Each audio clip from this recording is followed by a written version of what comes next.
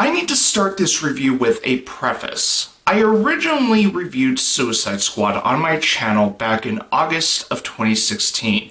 That original review no longer exists on my channel, and there was a couple of reasons why. I can assure you it has nothing to do with the video game taken down. The minor reason why I took it down was because I made a bit of a mistake when I designated the number of the movie review that I made at the time. Because the designated number that I gave Suicide Squad with the amount of movie reviews I've done was actually the same number I gave for Kubo in the Two Strings. So essentially, it felt like there was a two-part review between Kubo and Suicide Squad, even though there was no relation at all.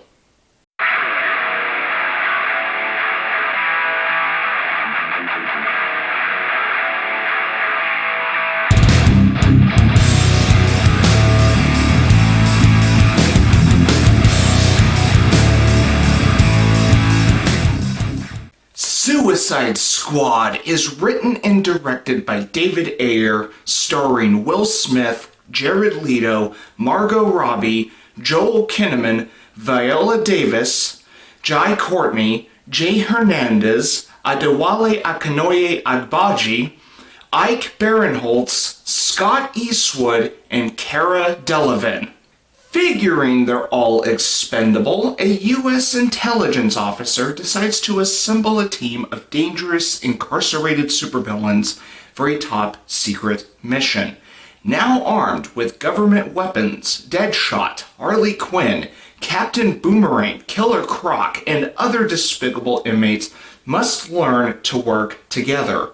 Dubbed Task Force X, the criminals unite to battle a mysterious and powerful entity, while the diabolical Joker launches an evil agenda of his own.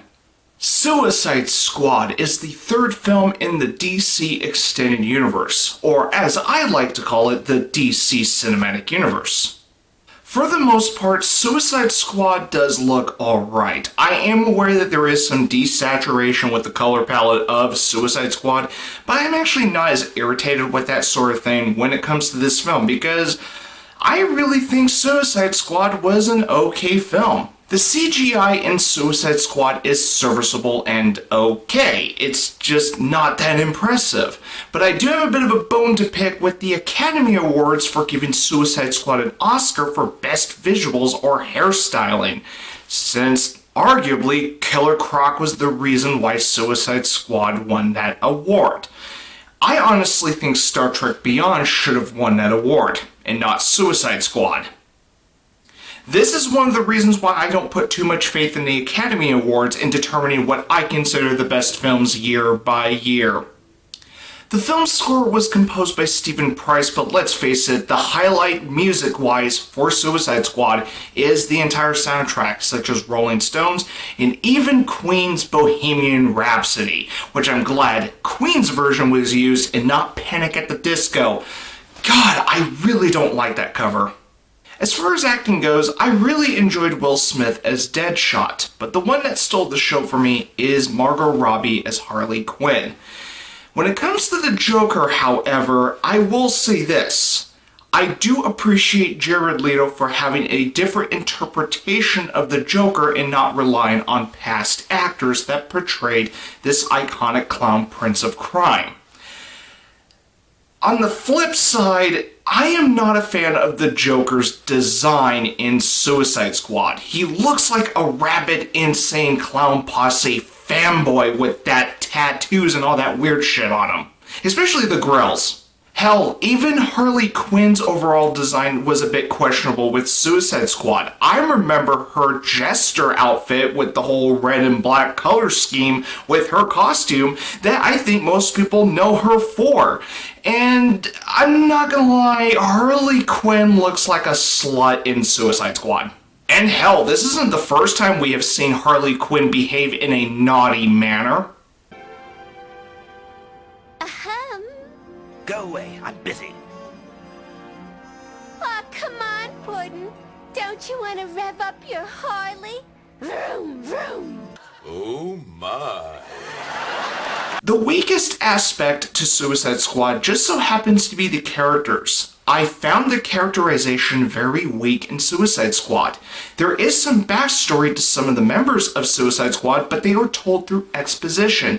And those moments are pretty much the film telling us, oh, here is some details about their past.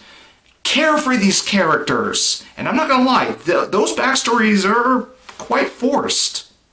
Don't get me wrong, I enjoyed watching these characters, but I would like to learn more about them. That's all I really asked out of Suicide Squad. And I really didn't get that. Another issue I have with Suicide Squad is that the editing is rather choppy and the narrative is messy at times. Now, even though the premise of the film is about these villains teaming up, making them the main leads, the rest of the plot is rather average. There's really nothing that is mind-blowing about Suicide Squad. Like I said before, I think Suicide Squad is an okay film. I had the most fun with Suicide Squad out of all the films in the DC Extended Universe, but it has its flaws. But I don't think it's a bad film, but I don't think it's a great film either. I am going to give Suicide Squad a 5. If you like this review, feel free to hit the like button. And if you want to follow my channel, please feel free to hit the subscribe button. And as always, you're welcome to leave me a comment if you feel so inclined. And if you have seen Suicide Squad, what did you think of it? Feel free to share your thoughts of the film in the comment section down below. And until then, I will see you in the next review.